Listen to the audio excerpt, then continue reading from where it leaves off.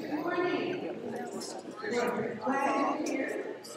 And especially appreciate your flexibility in maneuvering to parking place, wherever that might be. But just so you understand, the reason we moved in here this week, and deficiencies keep kids running around on the t-shirts, it's because it's vacation Bible school here at and you know, when we've got that many kids coming to an event like that, we can't complain if we have to walk a little distance. So I appreciate your understanding, and we appreciate First Methodist still accommodating us to let us. We can move in here with different activities that need to be going on in there. But they really worked hard for soundproofing, and so and I think it will work well. That was the reason a little challenge this morning. So we've done that before when we needed our Easter room to do that too. So thanks again for your flexibility. Welcome to our Seniors Living Smarter seminars. If I haven't had a chance to meet you, I'm Virginia Lacy. I am a realtor with California Realty and Downsizing coach. And the seminars are something I think you've seen such a need for in the community for seniors to have information. So we actually started this seminar 7 years ago. It's very much focused on information. We're not here to market. So we invite you to visit with our educational partners and form relationships with people. But we are all committed to, we say the purpose is to educate, equip, and inspire seniors to make informed choices and empowered decisions. And so, I know we've got some people who've been here for several times, and we've got newcomers, but we're always glad to have you here. And in fact, I have a little trick this time for returning, so just a minute. How many of you are here for the first time? Raise your hand. All right, so kind of like in church, for those of you who kind of know the ropes, been here before, hands up again for the new people. Okay, be sure you're welcome. It's fun over a period of time when we really formed a community. Sometimes we don't know other people's names, but now we're in a different seating arrangement today. But sometimes we sit in that second row, so we kind of keep up with people in different ways. But we're delighted to have you here. I wanted to give two big things.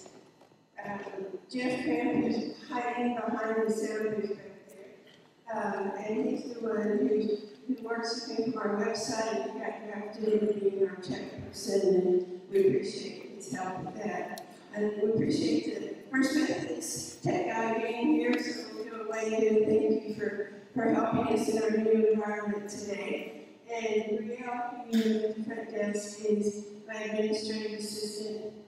Much more than that, she's the one who keeps us organized. So, be sure, I have to say everything else good side, because she's the one that keeps everything running. So I loved it. I heard Linda Chumber talking about she had pretty regular attendees, and they got registered recently for an event, and we all called to make sure they were on vacation. So, we got an excuse that month because we were on vacation.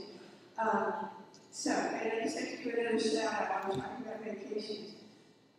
Remember that all of our seminars are recorded, and they go on our new website's cool.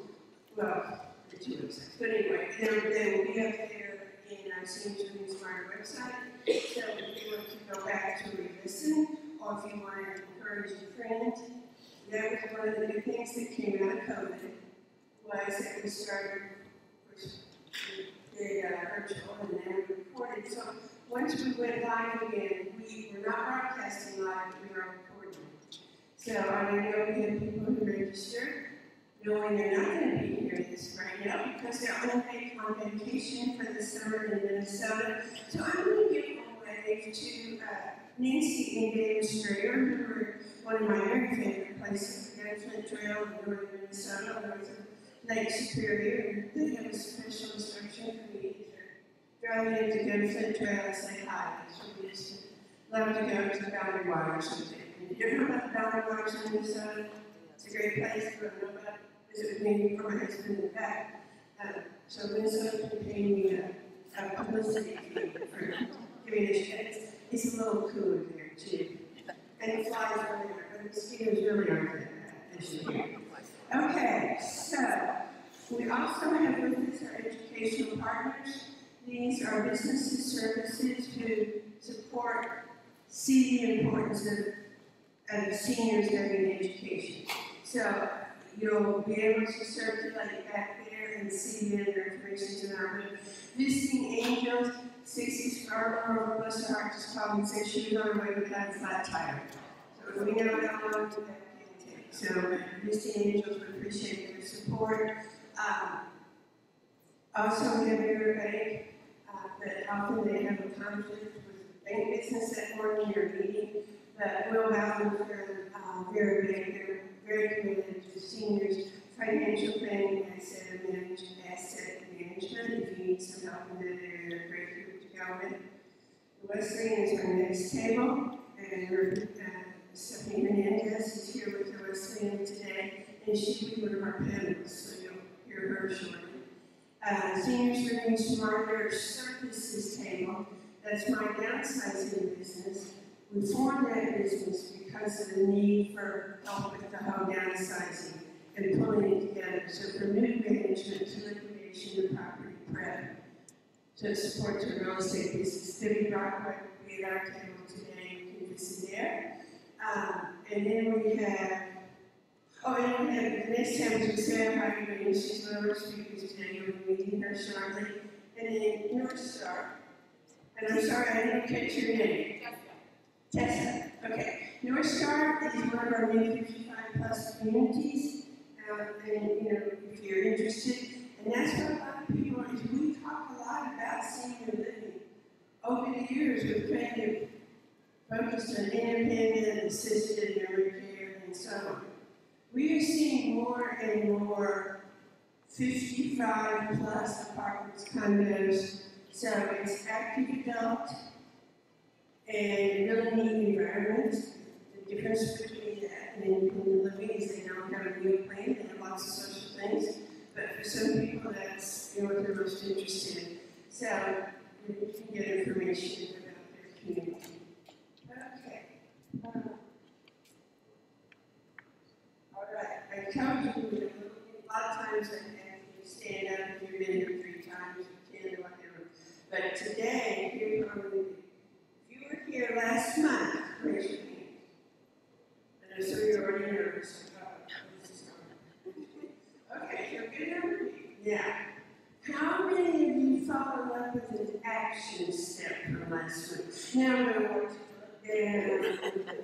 Lisa, let you put your hand down first. Okay, so, and we'll talk about action steps for today. I'll just refresh your memory. Maybe you don't even know it. Last month, what we were talking about is your home ready for aging in place. We can share resources and encourage you to do your own home safety checklist, and maybe you link to a great checklist from Art. We also talked about identifying the answer to our panelists last month, pointed out a lot of things like area rights or whatever. And so that was one of the assignments. Look at that. The home fit guide, that's the AARP one. And they registered for the next seminar, so most of you did that. And your friend, that's another important. How many of you followed through with an action step from last month? Okay, and career. Okay, Bonnie, right? Okay. All right, good. Linda.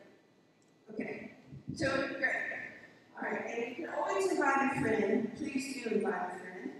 And starting next, well, let me do another thing first. There is one of our pretty regular attendees, and I remember this 3 or 4 years ago. I got a panic call from her like almost at 11 o'clock in the morning. And said, Virginia, I didn't get my postcard. I need the information. I got to have it now. I'm going to lunch. Okay, what do you need? So I rushed down with the flyer so she could tell her lunch group about our seminars. And so I thought, wow, that was important. And she loves to invite people. And now when she invites, and when she comes up to me afterwards, okay, they really like it, they're coming back. So she'll tag her flock, who's registered, who new people might be. So we want to give a special recognition to Lori Schwank. So Lori, if you'll come up.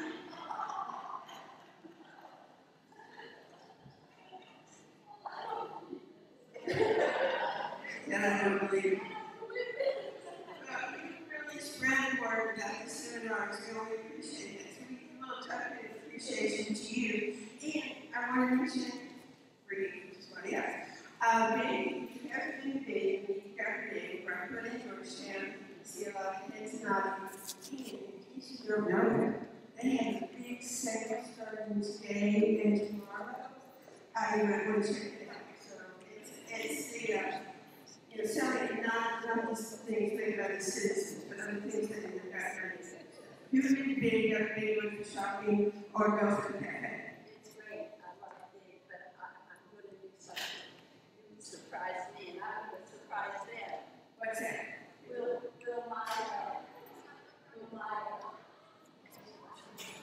please stand up. Ollie, and Deanne, and Bobby. And I was not with them. And before that, in the last 2 months. And thank you. And I heard some people today, my friend with me, and so here's what we're going to do for starting next month. For fun. We're going to have a special drawing where y'all will send out the announcement to everybody. So when you bring a friend, a new attendee, then you will get to put your name in for a drawing for a gift. So we will send that out to you. And so some of you are going, oh, I should have brought her today. She would have brought her something. So, okay. I think, let's see, we should be ready. Okay. Today's topic, I know some of you have already said to me, well, I'm not quite sure this is the topic I need. But some people say, I just come. I get something out of it, and sometimes I don't know I need that information. So we appreciate you trusting us to come and see what we have to offer. Downsizing with challenges. It's a tricky topic. And my planning team, we talked a lot about it, and it's hard to come up with a name too. It started when I was working with some people a year ago, with wanting to sell their house. I wanted a couple of heads to deal with that sale, just on and on. I know a lot of you are dealing with differences in how we age, not chronological years, but some of us, have health challenges that come up and may change our plans sometimes. And it's one of those, as you say, it's kind of the elephant in the room. We don't want to talk about it. But we really encourage people to be prepared.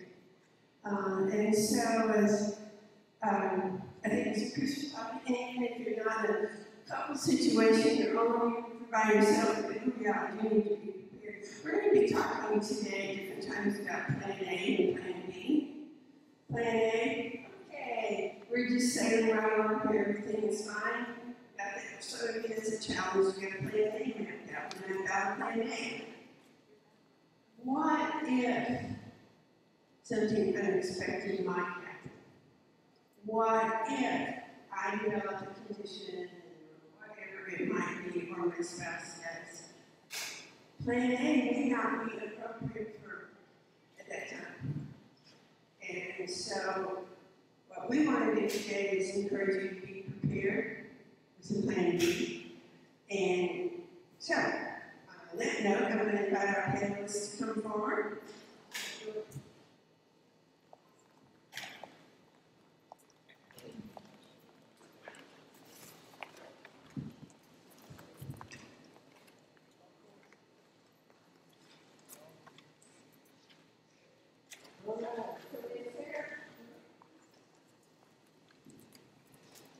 Sarah Hyland and Stephanie Hernandez. I'm going to let you briefly introduce yourselves. And the way we have these seminars organized is that we've talked about general questions, information we want to make sure we cover. So we'll be doing some question and answer. When questions come to your mind, as you're going to raise your hand, oh my God, or how do I do this? Take your hand, put your nifty pen, and oh, no, I gotta talk about the number. Use the place to record questions in there. So we will have time for questions and answers at the end. And by the way, if you're new, the little panel like demonstration.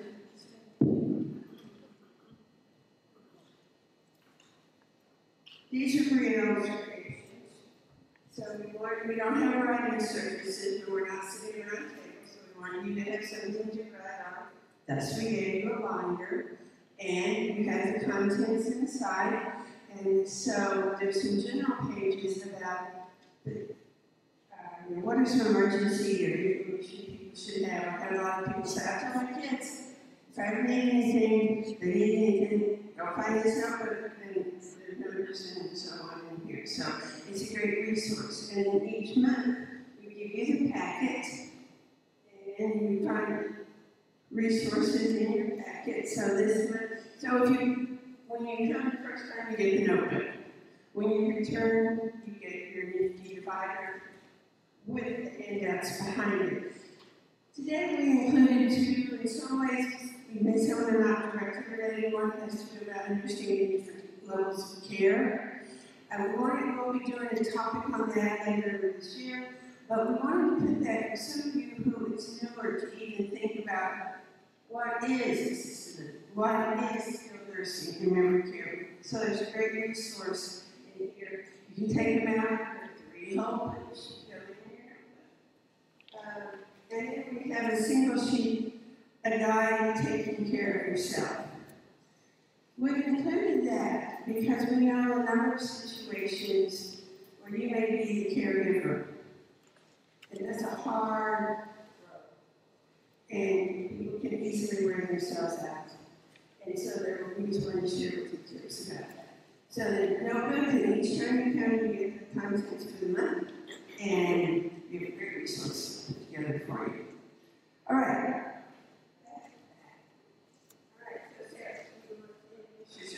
Absolutely. Hi, I'm Sarah Hyde-Williams.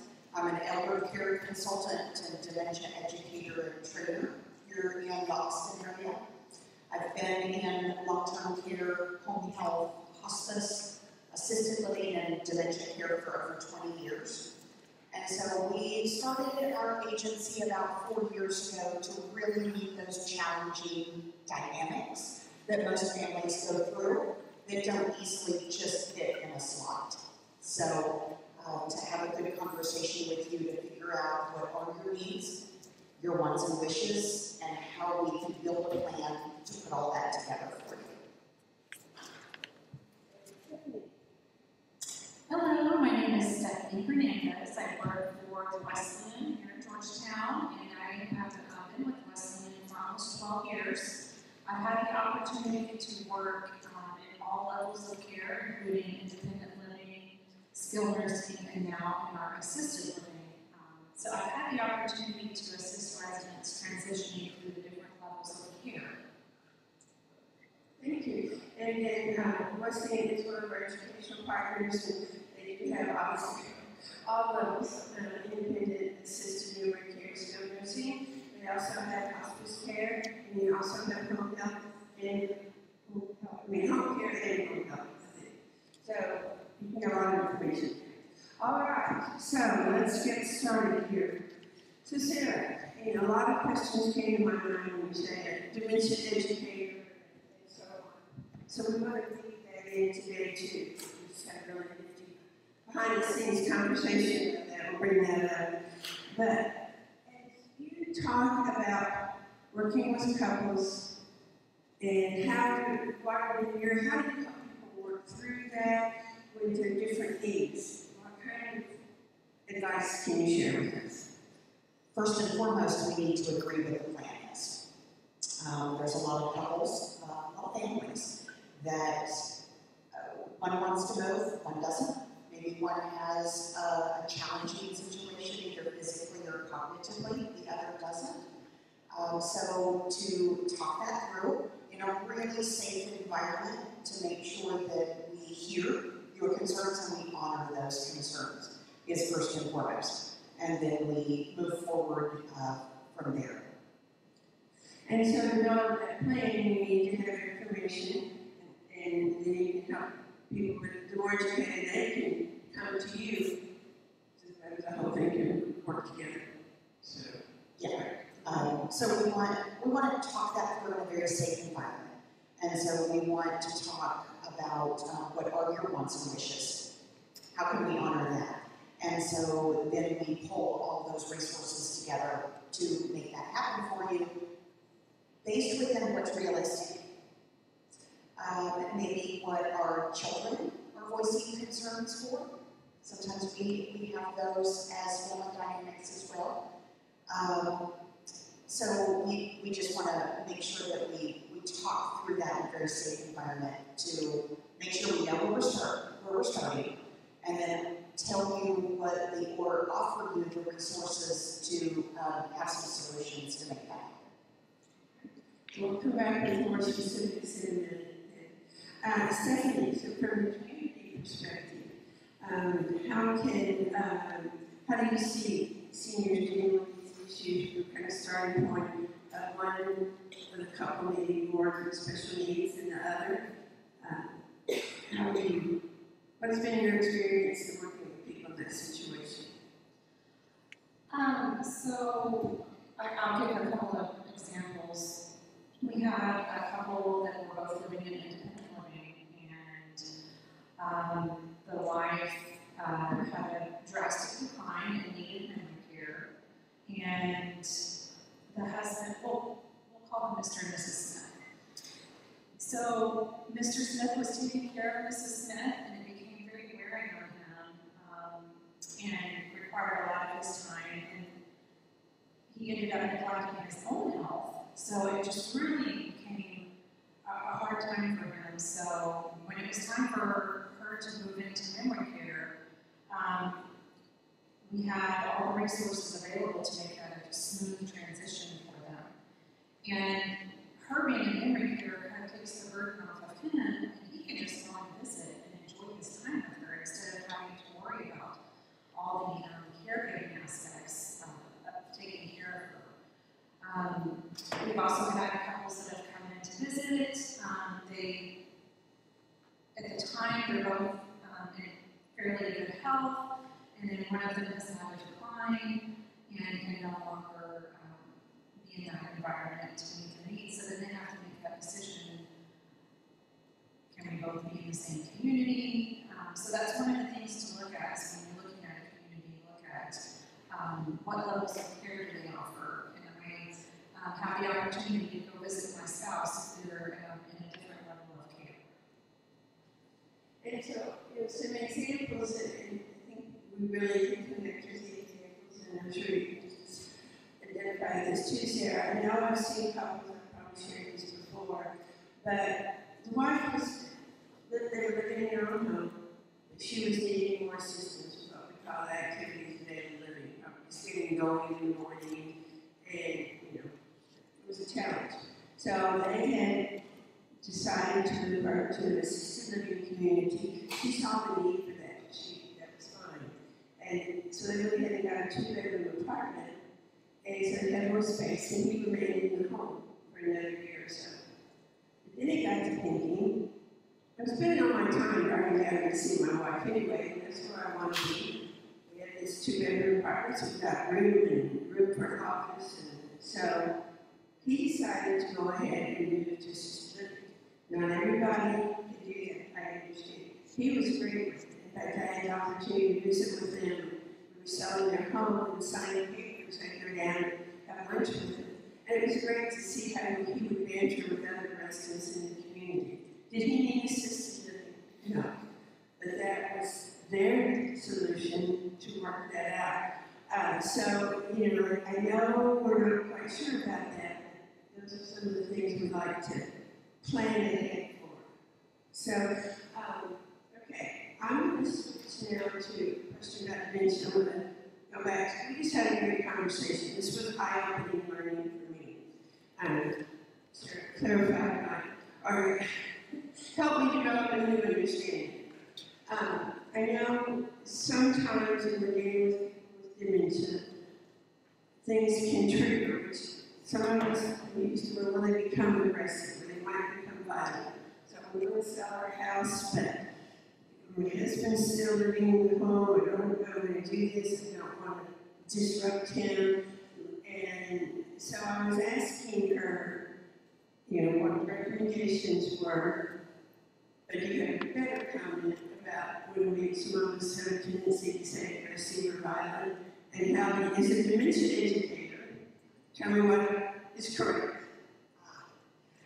So here's the heart and the passion that I have specifically within dementia care, is that when our person oftentimes has what I like to call responses, behavioral responses, it is a form of communication. They are trying to tell us something. And oftentimes we see a response that maybe we don't understand. Whether or not we or someone outside the home, or maybe even when we go tour some of these assisted livings or dementia care communities, the first word out of their mouth is your person combative or aggressive? I want to spin that and turn it on its head. They are not being combative or aggressive, period. Oftentimes our folks are expressing a self-protection mechanism through fear. Fear is our first innate human response to anything that we don't recognize or that startles us or comes out of the blue. So we are in that fight or flight mode. We're either going to run or we're going to fight through it. And so I believe that in our long-term care settings, when they ask that question, it is innocent. They don't necessarily mean anything by it. But what they're trying to figure out are there challenging responses that we need to be aware of? The better question is, what does that every day look like? What are triggers? What are responses? What are soothing mechanisms for that? And so when we have that challenging response, we have more compassion and a lot more understanding of where they may be coming from. So, if that answers that question. That's right. Now, let's go back to getting down, my realtor back down. I know many people deal with this or considering it. If I'm in a situation where someone else, my husband, has dementia, we're together in the home, and how are they going to sell my house, and what's your recommendation? We want to sell before we move.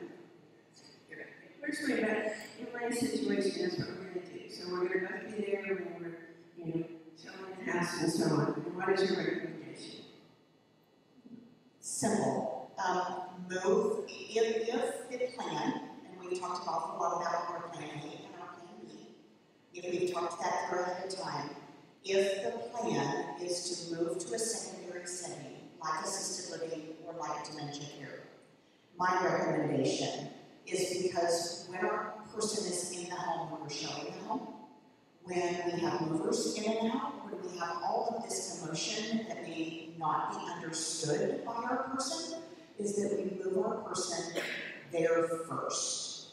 They're in a safe, loving environment to where they don't have all the excitement and the hubbub surrounding a move or a showing, any of that, and then we move second. So that would be my recommendation is just remove them from the home into a more safe, loving environment, and then we can handle what we need to handle. Yeah, and another seminar we're going to talk more about the legal aspects, signing documents and so on, power of attorney, but right now we're focusing on this. which also, as I'm talking about this, I didn't lay back on our title. You know, when we talk about downsizing, we talked a lot about getting rid of stuff and the move and all that. But this is back to the elephant in the room, the part we don't talk about. We have challenges often dealing with different levels of care or need, and how do we plan ahead for that. So, okay, let's see.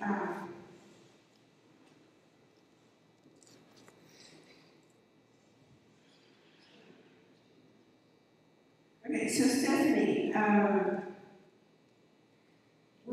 if someone came to you in this situation, we're not trying to just use the West End, which represents that kind of industry of senior living. How do you all respond? How can you help families work through that? The difference, your recommendation, go ahead and move someone in, or in some cases they've said, if we have respite care, they can stay here for a few days. Any guidance, suggestions you can give? So planning ahead and communication are key. If you have your adult children that will be involved in that decision making, make sure you communicate your wishes ahead of time, have a plan in place, discuss it with them. That way when it's time for you to make that decision, sometimes, especially in assisted living, it's not always a planned decision. It's like, Mom has declined drastically and we've got to get her in right now. Well, there's a process involved when you're moving into an assisted living community. You do have to go visit your doctor, and your doctor has to tell you, yes, you are appropriate for an assisted living community. And then either a wellness director or a director of nursing of that community will come out and do their own assessment to make sure that you are appropriate for that environment and they can meet your needs. So really, there should be planning and communication with those that will be involved in that decision-making process, because it will make a much smoother transition when it's time for you to move in, when everyone's on the same page and know what your wishes are, especially if you get to that point where it's a little more difficult for you to make those decisions for yourself. So I would say make sure that you have something in writing as well, whether that's power of attorney paperwork, or just having the wishes written down. But yes, really communication is key in that. And with the communication, there's the information portion too. As you were talking, a perfect example, I've been contacted by an adult daughter. Her parents were living out in Point Venture, Lago Vista, and it was a tricky road to drive out there. And they were saying, we really need to encourage Mom and Dad to move to a community. Looking at that kind of independent living, maybe assisted. They thought they moved right now, they could probably both go to independent. And so we set up a time to visit a week later. Within that week, there had been major changes. Mom had major problems. Okay, now wait, we've got to back up here. We're not going to be able to do that plan. We're not going to be able to do it at our leisure. Well, we'll talk about this and get them on board and so on and so on. So she was in her hospital and then discharged to a rehab. Within the discharge instructions that she would need to be in an assisted living community to have the kind of support that she needed. Drastic changes that had not been in plan, and in this case, someone was recommended that it learn about the communities and make decisions. And I thought it was a great story then when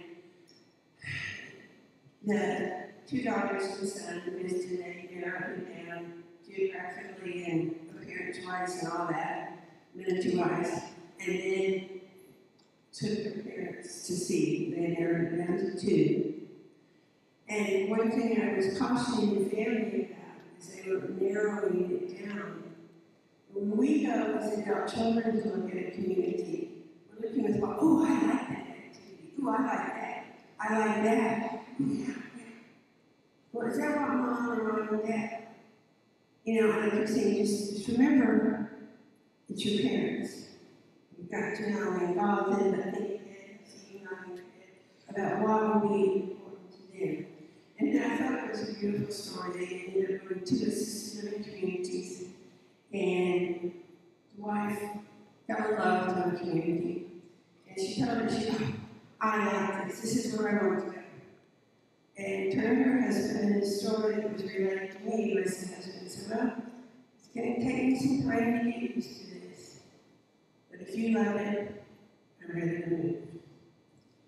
But it was a wonderful story, and then that was part of the opportunity that has been given this week. And it was just so neat to hear how we worked together. Changed the whole, couldn't do the leisure move. The community in this case, okay, well, we do have movers, we're going to do party stuff this weekend, and then our team will figure out what to do with the other. So it's knowing those resources and being able to adapt and go with it. So, what do you want to add that? Deviated from our plan spirit. So oftentimes, there are what we deem in the industry placement agents who will help you find a place if that is really what you are looking for. Make sure that they don't just get one side of the story. The person who will be living there has a voice in this as well, to know their wants and wishes. How do they spend their day? What will that look like for me when I move into that community? So make sure that they ask all the right questions about what does a typical day look like for them, how would they spend their time, what's important, what's purposeful and meaningful to them. So we want to be able to make sure that their voice is heard as well. So if you are going to use someone to help you find someplace, which they're a valuable resource, make sure that they ask all those important questions. And there could be even challenges with that. Are they giving you full perspective, or are they limited to just showing you certain? The ones they're going to get paid for. Good. Thank you. So that's, you may want to check with other resources and we can connect you with other people.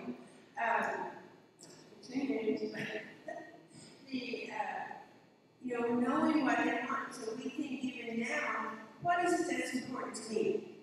If something were to happen and we had to move, where do I want to be? Do I want to be here? Do I want to be closer to my daughter? Do I want to be closer to my son? What kinds of things am I really going to do?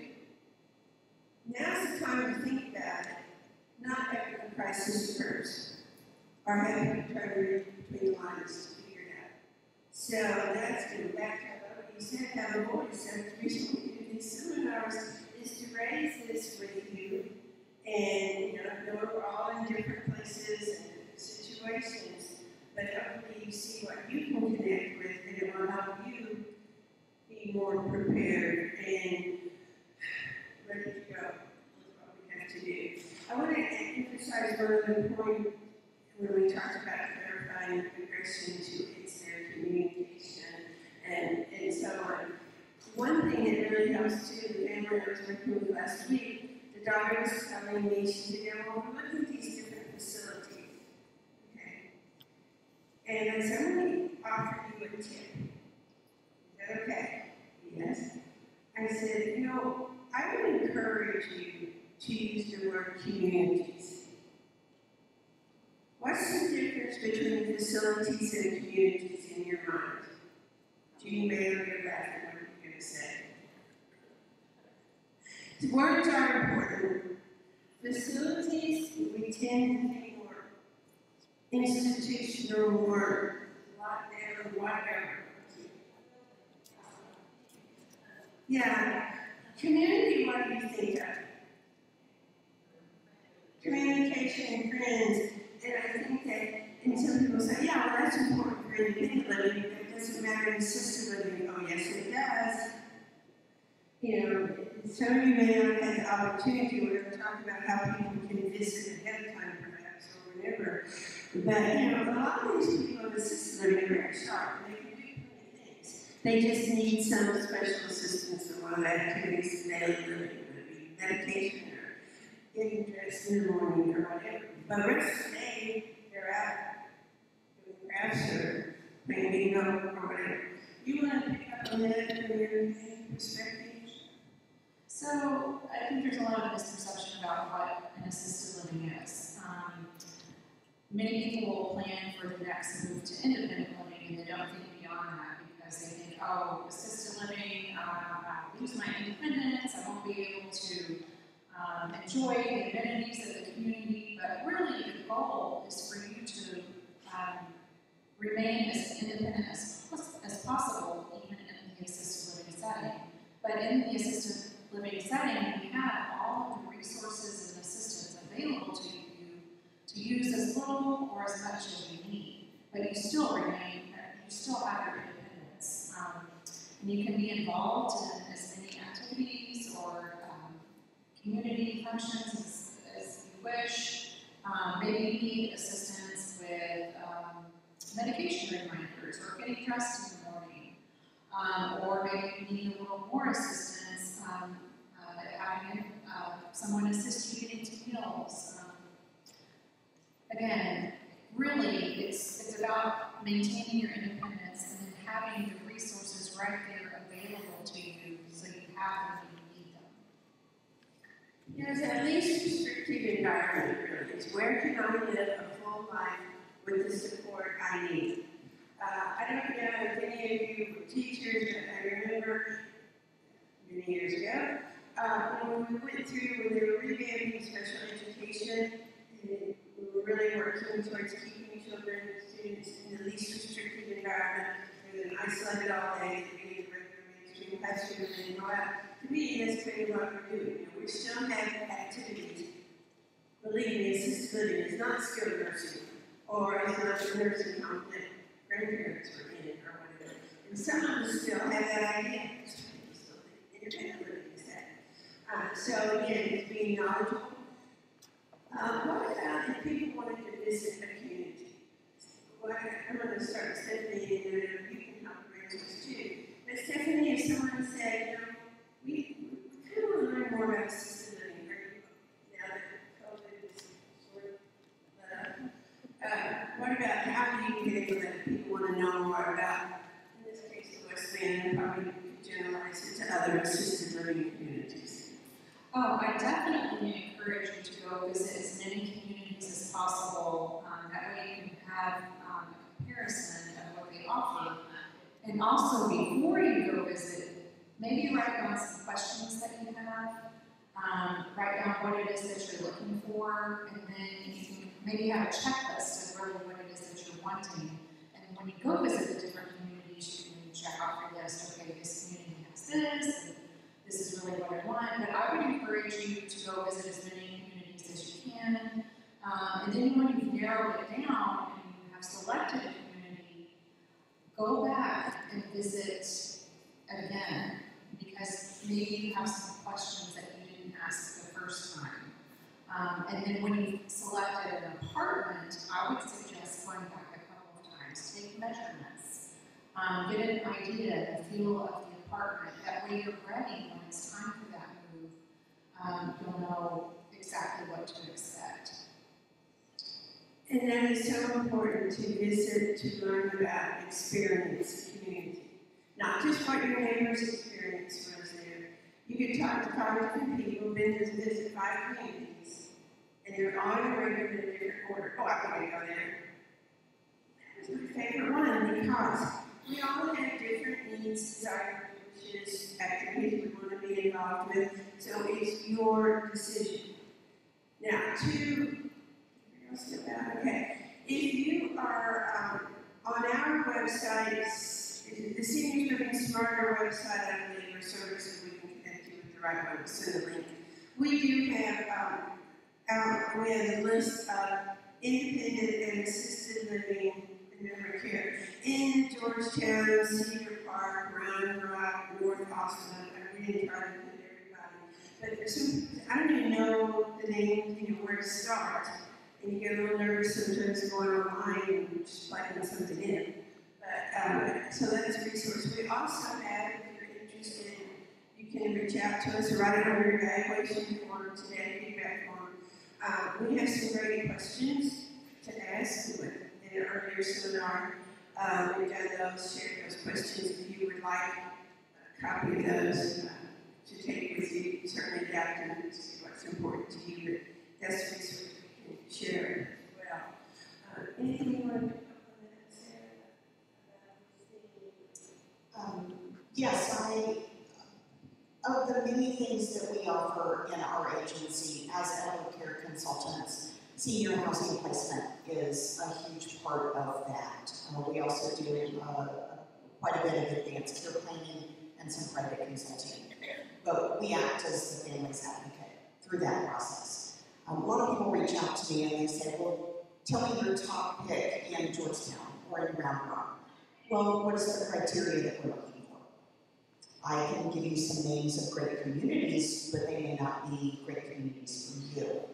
So we have that sit-down conversation. We figure out what's important to you. How are you going to spend your day, and what is food most important? Then we want to look at that. Some other criteria that is greatly important, and then we form a list of what we need to look at that's important for you, not for your neighbor, not for your person that sits on the pew on Sunday.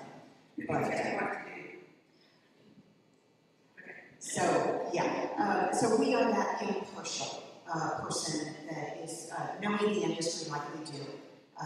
We can give you some really great choices that would help you to be most successful with that. We also don't give you just a list of who we're going to get paid from. We're going to give you a list of every single thing that's appropriate for you. How we get paid is none of your concern. We'll figure that out on the back end. But we're gonna figure out how we can best meet your needs and to go from there. But I will make sure that you have that voice when you're taking a look. Having a voice is so important, and to keep saying that, I know a situation where a second marriage, the husband was really having cognitive issues. The wife had a fall, really set her back for a while. Kids were sharing solving problems for everybody, and they didn't know what the parents' desires were. They did what they thought would work best. Dad tossed up to live with his kids. Mom was put into a community here in the Austin area. That's not what they wanted, but at that point they weren't able to, didn't have the information to share. So that's why we want to involve your kids. I know some of you said, yeah, I told my kids, here's your resources, this is what I want. So we start really trying to encourage that. I want to switch to caregivers. You told a great story, Stephanie, when the caregiver was really running himself down. And then when that lesson was like, he would move to memory care, and he's able to have his life and still go see her. But you can't take yourself down. And we want to be that shining, help your spouse out forever and ever. Sometimes you gotta get some assistance. What are your recommendations for that, Sarah? We talk an awful lot about care partner, self-care, about how we can take care of ourselves. Yes, that is greatly important. We want to make sure that you are protected in the choices that you make, as well as making choices for your loved one as well. But we offer an awful lot of, there is a lot of support here in the Austin area. And so whether or not that's a support group, whether you talk to a counselor, whether you get the advice of a professional that can talk you through that, we want to make sure that you have as many resources in your hands as possible to do this in whatever setting makes the most sense to you. And is that staying home? And what resources and supports do you pull together to make that happen for you? Or is it moving to another setting? And how can we do that as well? But taking care of yourself is so important. And that can be as easy as some respite time. That can be as easy as you have someone come over and play checkers with your person while you take a nap. There's so many ways that we can get that through that. We've talked an awful lot about dementia today, but that's not the only challenge that is upon us when we begin looking at downsizing. So whatever that support looks like for you is what we want to put together for you. So it could be physical, it could be, right, you're not one time it was intended to focus on dementia. I said, no, we need much more than that. When you're talking about as a caregiver, take care of yourself a break. Judy, you're involved with social workers, right, at worship place. I know they had not been working, but they're back to recovering from COVID. And a great program. If you need a list of other places for rescue care, we can help provide that for you.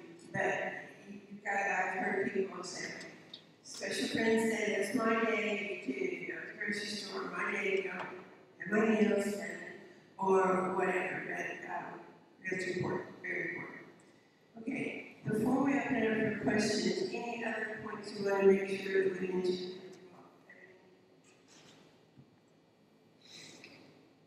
All right, let's see what the audience is wanting to know about. Do you have a question? You've got a question? Thank you, Mary Ann. Let's bring the mic up too. Thank you to the participants, very informative. My question is, I'm aware of situations in which there's emergency situations that maybe the family has to decide, and I was glad to hear that elder care also does placement. But, the first thing that comes up on the web is the place for mom. And I know that all of these, they're in business because they get paid, and I didn't know elder care, but I understand that. This is a business for them. However, do they have a legal or moral responsibility to show you all the facilities? Is that they may now care? Excuse me, communities. Yes, thank you for telling me that. Yeah, do they have a responsibility to show you what they would think would be best for them or whatever? Let me clarify one point, if that's what you were going to clarify. So there is the agency family elder care, and they offer a variety of services that are great. When you say you are an elder care consultant, explain your role. So you're not connected with, some people know about elder care. You are. My company's name is Senior Living Advisors of Austin. We started our company 4 years ago to do placement. But the more families we talked to, placement wasn't right for every family. That's not always the choice that we end up with. And so as an elder care consultant, I come in and I have a complimentary conversation with you, figure out what direction we're going, what dynamic do we find ourselves in, what direction makes the most sense, and how can I help you find it. If we truly are looking at placement, then yes, I can help you through that. I am paid by the community, any community. But if that's not right, we do some private consulting, we do a lot of care planning as well. But the name of our company is Senior Living Advisors of Austin. So I just want your question was a good question.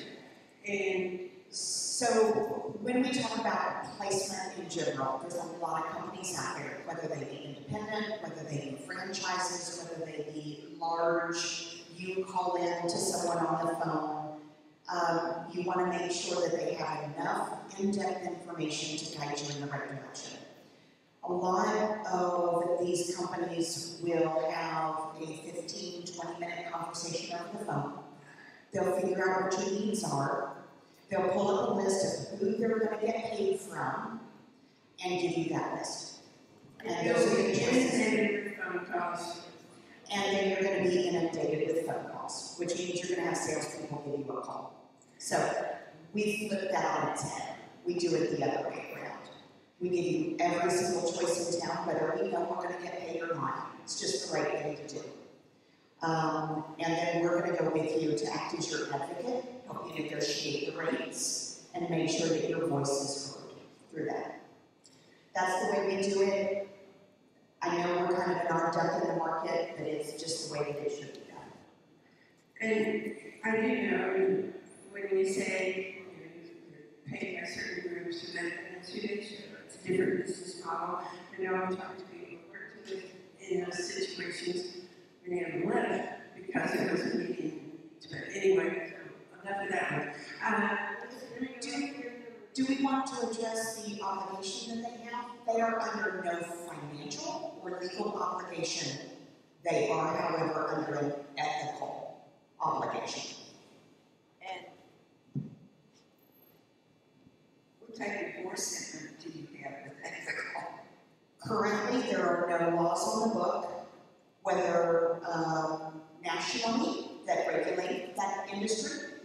I am a part of the National Placement and Referral Alliance. I am on the national board, and we are actively working at legislation that will govern our industry to make sure that everybody follows that ethical guideline.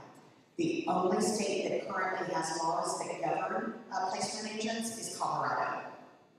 Texas had a bill that was that we were fighting for really badly last session, but it died. And so we will be bringing that up in 2 years when the legislation meets again, but we need some regulation. Yes.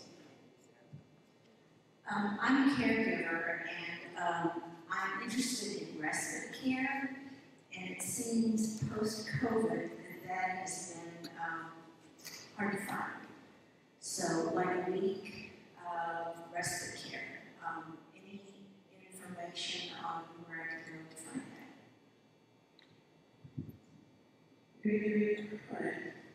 Yes, I would say call around to the communities in the area. There are communities that do offer respite care, including our community. And it depends on what type of respite care that you're looking for and the time frame. Some communities may only offer a specific amount of time, that they maybe a week or 2 weeks. So make sure that you ask those questions when you're calling to ask about respite care. Also, checking with Age of Central Texas, when they have Caregiver University, they're getting her a great resource. So I know respite care is, COVID interrupted a lot. So you can. Actually, that is a common need for many, is respite care. And to be sincerely honest with you, I've called some of them, and they're not open yet. They want a more commitment of time. So to answer your question, that's tougher. But Age of Central Texas is great. So that's a resource, and we all remember to put that in our follow-up. People aren't aware of Age of Central Texas. And they have done Southside Georgetown, and they open a day, or is that not open? Never mind, forget that right now. Okay. We might want to clarify respite. Okay. There are many of our day-stay programs. I don't call them daycare. We're not children. I like to call them day-stay programs. There's a lot of what we call respite that are at worship center, at some of our churches, at some of our programs around town. That is a day-stay program for 6-7 hours that we oftentimes call respite. When we're talking about a more in-depth respite, like a week, 2 weeks, 30 days, to where you can really take a family vacation or just step back for a little bit, those are most oftentimes taken in assisted livings, like the Wesleyan, memory care communities, depending on what the need is. So, and the cost for that varies wildly. I'm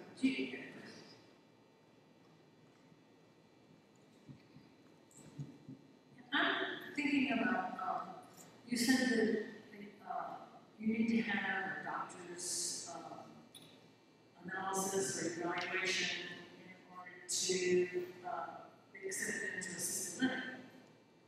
What about independent living?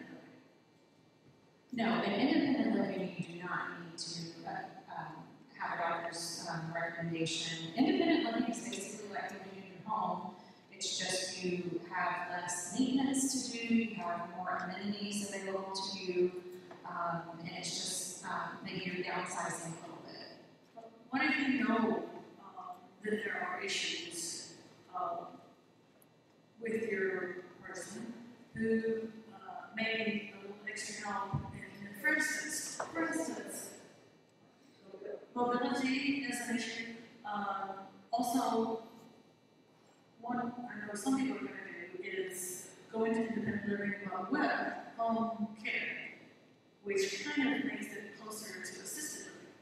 But do the facilities have any problems with that? Oh, no, you can definitely move into an independent living. Communities. Yes. You can move into an independent living community and have some home care. Maybe you just need a little extra assistance.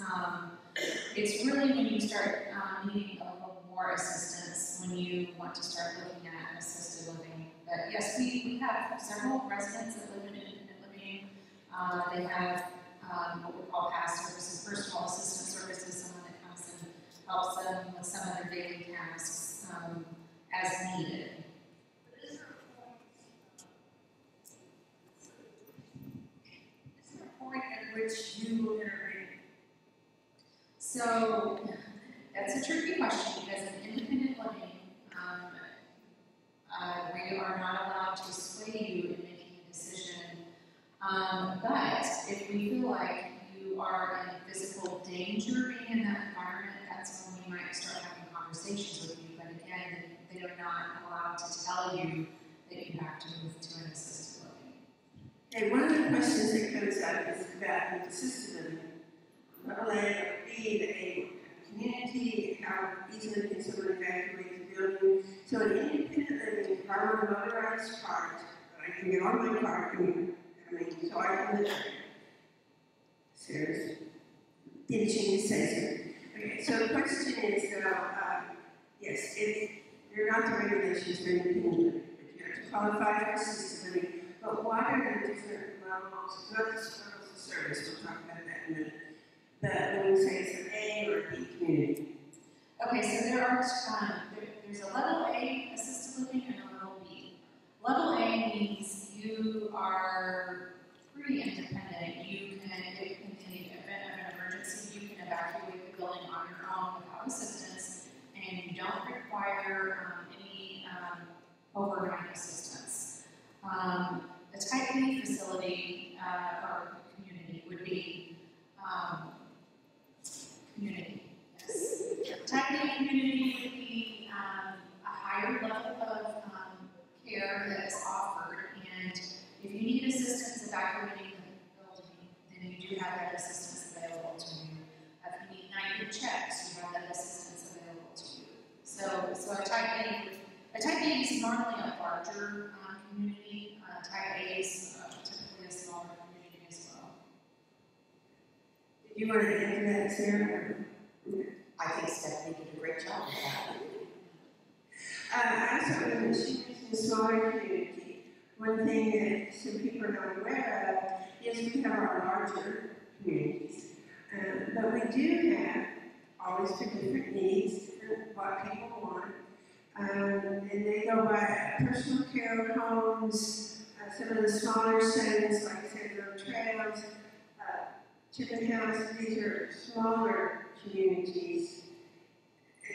The state defines that, the state of Texas defines that as if you have 3 or less in a home setting environment, you do not even have to have a license. So you're unregulated by the state. If you have 4 to 16, you are considered a small assisted living, whether A or B. 17 or above is considered large. So, if that gives you any indication. Well, it does. Some of you may be in situations with people who just aren't going to handle being in a large community. I've shared this story many times. I have very unique, centric cousin PA students in this. Even you wouldn't, after so many trips to the hospital, doctors say, no, you're not going to open it by yourself. You're going to add community and assisted and need assisted living with his needs. You would never have made it in a big box community. And the social worker who worked with him on the discharge was great. She gave some options to him. This is before I was into this. One of the things that got me into this was, and he, very bright, he made his decision who he wanted to meet with.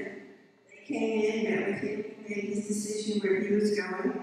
Then he called me, Virginia Ann, I'm going to this community, will you come take me down there tomorrow? But if my parents, Virginia Ann, were in trouble, but a few family members would call me Virginia Ann. When his mother went down, I was so scared. When we pulled up to the hospital, picked her up, I thought, we're going to be driving down there, and he is going to rebel. And just panicked about the whole thing. We made a smaller home. I think they had 8 residents. And the person in charge reading so far it didn't go well. She took him back to his bedroom, and he was a big jokester. He loved to tease people. And he made some appropriate teasing comment back to her, and she answered him so well. So far off to a really good start. And it was great. He called me in the next day. I saw his name on my phone. Does it mean, come pick me up and get me out of here? Or, yes, her name, Virginia Ann, he's such a tease, so he paused so I could worry about it. And he said, I love it here. This is the best thing that's ever happened to me. And you have to understand his arrangements in his home are not very desirable. We won't go into that. But he said, I have clean sheets. I have hot food. I love it. Absolutely. So those smaller can serve in certain situations. Okay, other questions? Yes, Gary.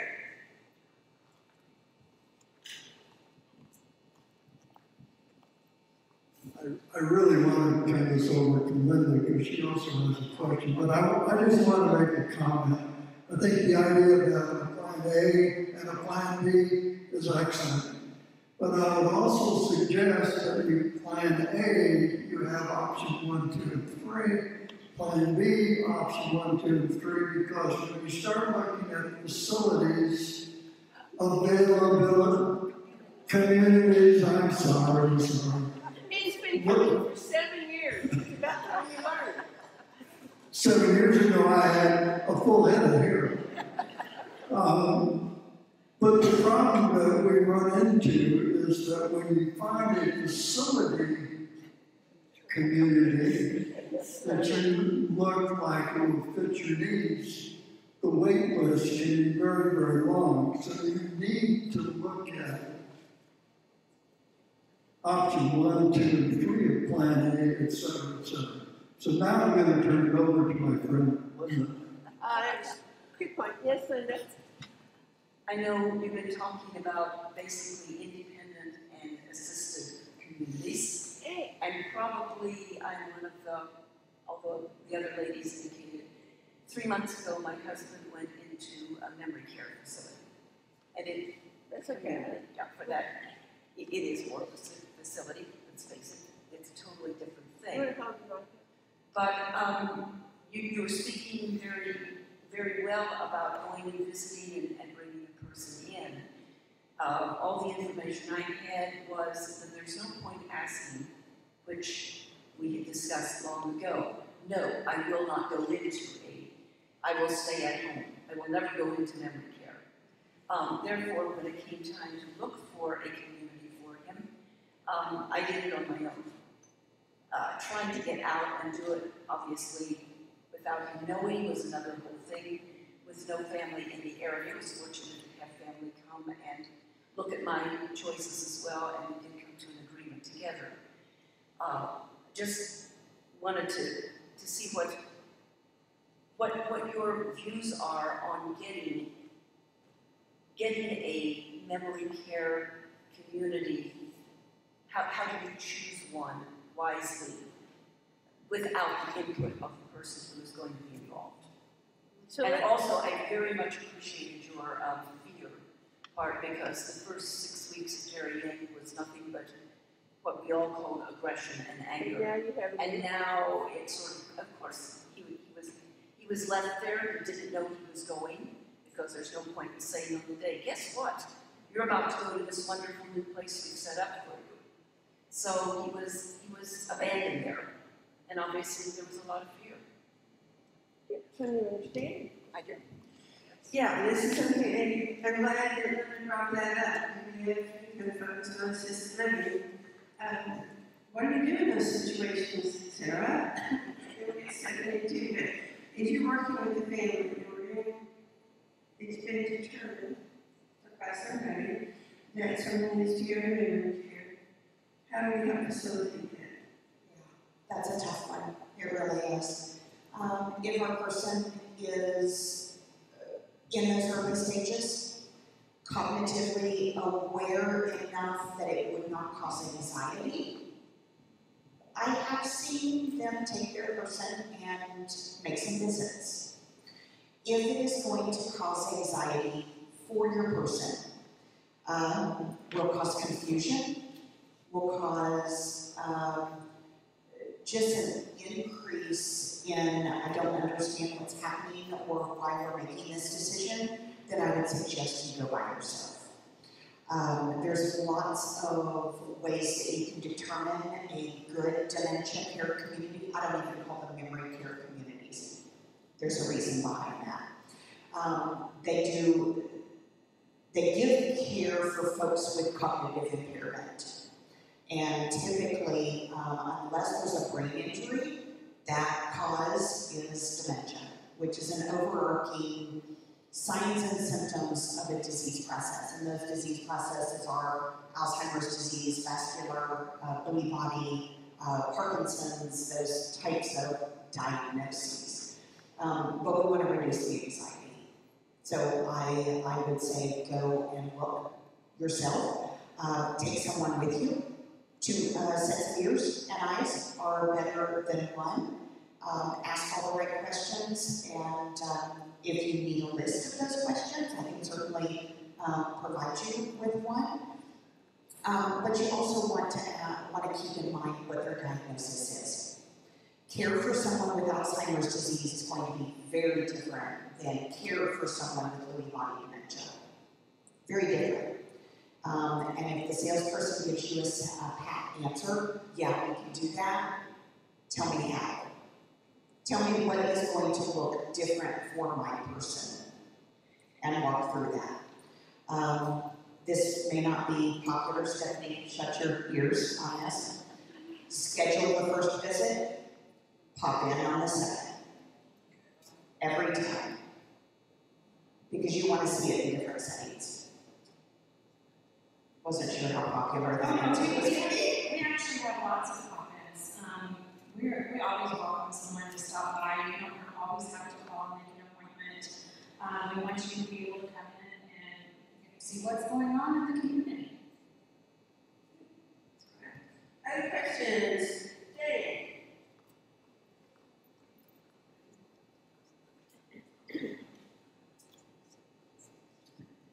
Are there any places where you can actually go and stay for a day or 2 or 3 just to see if you like it? I'm talking about communities, independent communities. Of course, I can only speak for our community. I know that in our independent living community, we do have some guest rooms.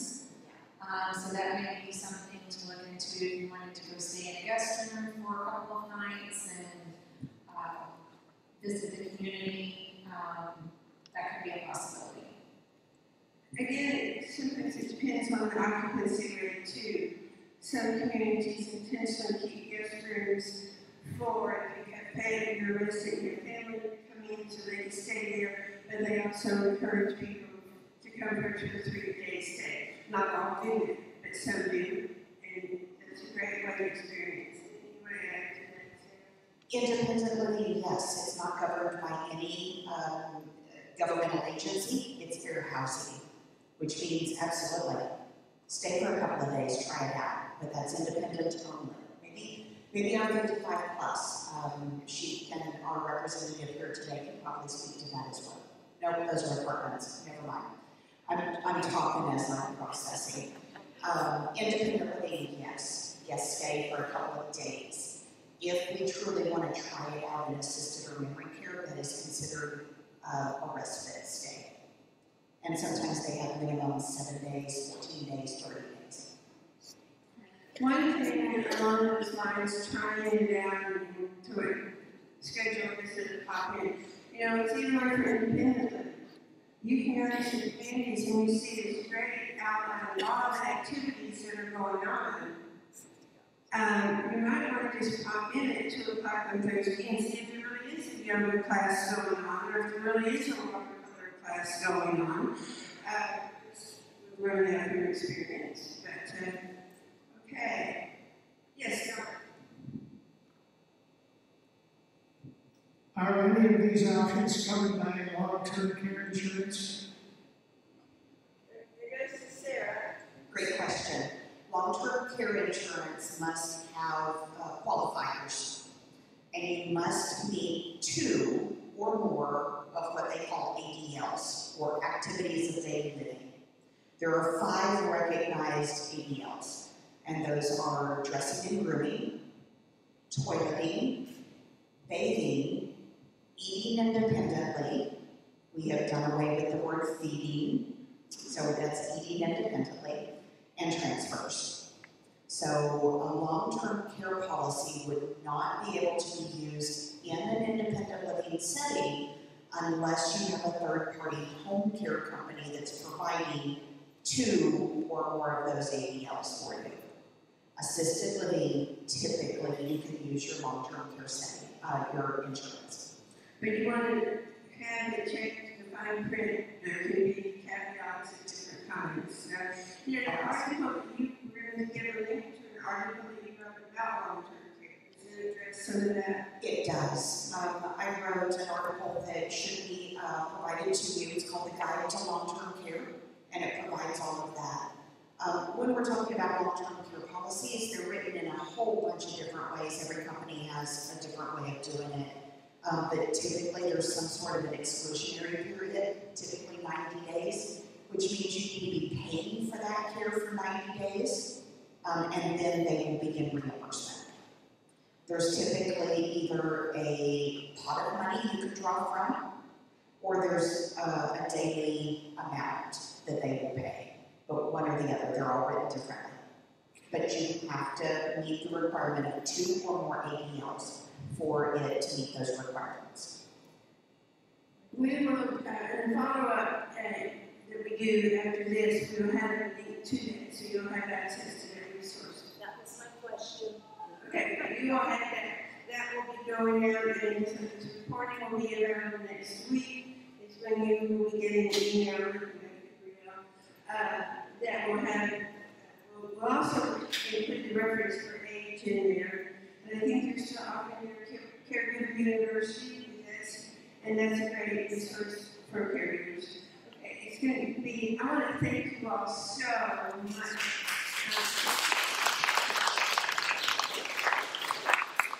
And I appreciate you taking the time to be here today.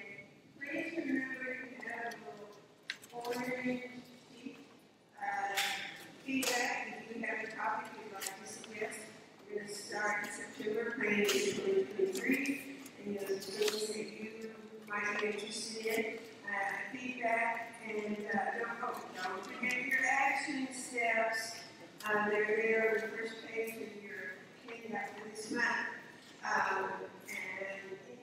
Yes, we'll see you in July for our tech seminar, Embracing Technology. Don't be left behind. And this can cover a variety of topics. Some of you are great at using technology, some of us run the other way.